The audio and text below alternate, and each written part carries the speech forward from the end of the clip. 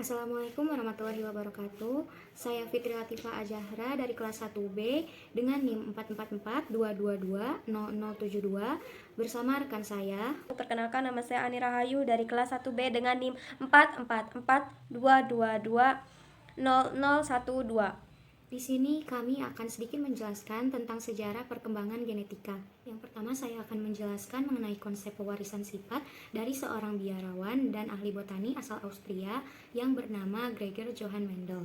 Beliau lahir pada tanggal 22 Juli 1822 yang merupakan seorang ilmuwan yang menemukan prinsip bahwa pewarisan sifat mengikuti pola-pola tertentu yang disebut pola hereditas. Ia juga menjadi orang pertama yang meletakkan bidang matematika dalam genetika.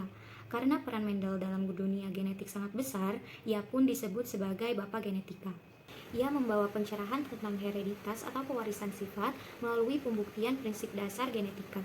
Nah, pembuktian ini didasari lewat percobaan yang telah ia lakukan pada abad ke-19. Mendel melakukan percobaan dengan melakukan hibridasi atau persilangan menggunakan kacang polong atau kacang ercis, Rhizum sativum. Mendel sengaja memilih beberapa kacang ercis yang karakteristik yang berbeda. Ia juga melakukan percobaannya bertahun-tahun untuk memperoleh hasil yang akurat. Ada 7 sifat yang diamati Mendel, yaitu bentuk biji, warna biji, struktur polong, warna bunga, letak atau kedudukan bunga, dan juga tinggi tanaman. Alasan kenapa Mendel melakukan percobaannya dengan memilih kacang ercis sebagai objek percobaan karena kacang ercis memiliki siklus hidup yang cepat, memiliki ciri-ciri yang mudah dibedakan atau sifatnya kontras, mudah dilakukan penyerbukan silang, dapat melakukan penyerbukan sendiri dan menghasilkan keturunan yang banyak.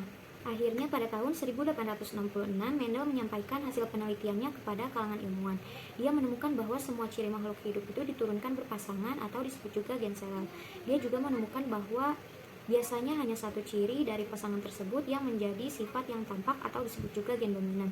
Saat itu Mendel belum mengetahui DNA dan kromosom serta menyebut gen-gen yang bertanggung jawab terhadap suatu ciri makhluk hidup itu sebagai unit hereditas. Walter Fleming yang lahir pada tanggal 21 April 1843 adalah seorang ahli biologi Jerman dan pendiri sitogenetika. Ia memberikan nama kromatin pada bagian nukleus yang dapat menyerap zat warna. Welder menamakan benda-benda halus berbentuk benang panjang atau bentuk benang pendek di dalam nukleus sebagai kromosom. Dengan menggunakan pewarna anilin, ia dapat menemukan struktur yang dapat menyerap pewarna basofolik yang dia beri nama kromatin. Dia mengidentifikasi bahwa kromatin berkorelasi dengan struktur seperti benang dalam inti sel yang diberi nama kromosom oleh ahli anatomi Jerman yang bernama Wilhelm von Waldeyer-Harms. Fleming menyelidiki proses pembelahan sel dan distribusi kromosom ke inti anak, sebuah proses yang dia sebut mitosis dari kata Yunani untuk benang. Namun dia tidak melihat pembelahan menjadi dua bagian yang identik dari kromatid anak perempuan. Ia mempelajari mitosis baik secara in vivo maupun dalam sediaan yang dia warnai, menggunakan sirip dari insang salamander sebagai sumber bahan biologis. Berdasarkan penemuannya, Fleming untuk pertama kalinya menduga bahwa semua inti sel berasal dari inti lain pendahulunya.